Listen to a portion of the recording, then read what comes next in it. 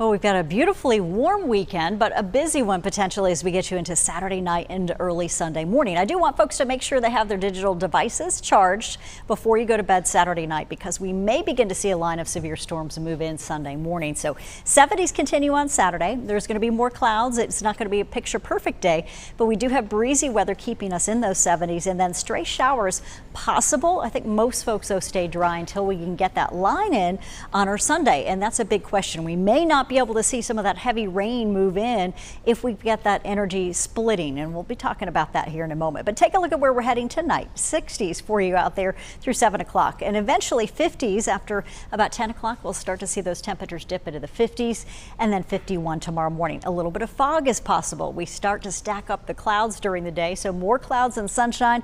Rain chances at about 20% for a couple of showers through middle of the day before we see a little break, and then those shower chances really building overnight. 75 for you on your Saturday in the Piedmont Triad. From 50 degrees in the foothills will warm you up to about 72, and we've got those rain chances at 20%. So even for the mountains, you could see a couple of showers lift in with that southeasterly flow right off the beaches that lifts some moisture against the mountains. And yes, a spotty shower, maybe a little bit of drizzle early. We've got you at 48 degrees, warming to 63. Increasing rain chances the later we go into the evening hours tomorrow. But our highs today, wow, we made it to 68 degrees in Greensboro, 71 in Winston-Salem, typically at about 61 this time of the year. We're getting a lot closer to spring too. Officially it starts on Thursday.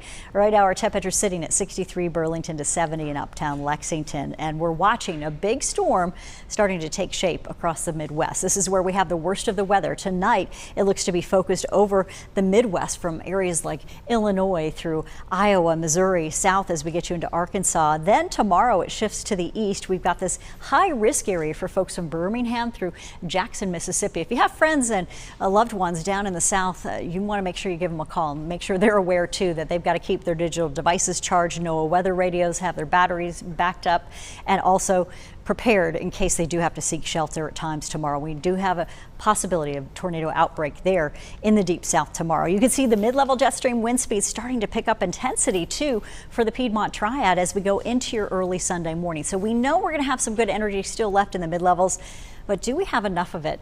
Certainly not going to be having as much as folks will to the west, and we're grateful for that. But the storm impacts from now through tomorrow, it means travel into Georgia, Tennessee, Alabama could be treacherous at times. We're talking about tornadoes, damaging wind, large hail, and then some accidents could be possible. They've got some flood watches up for hydroplaning concerns and also flooding that may develop through those storms tomorrow out in Tennessee. So watching here, the hour-by-hour forecast shows just a couple of spots, and these are the kind of showers that take a little bit of time to get on the ground. May not see a whole lot, but you've got 70s developing through the evening hours. Heading into your evening on Sunday, 11 midnight, you're still cloudy, your 60s, but you've got that line beginning to form from west to east, at least on the current timing. And I do expect a lot to change between now and early Sunday morning, so please check back in with us.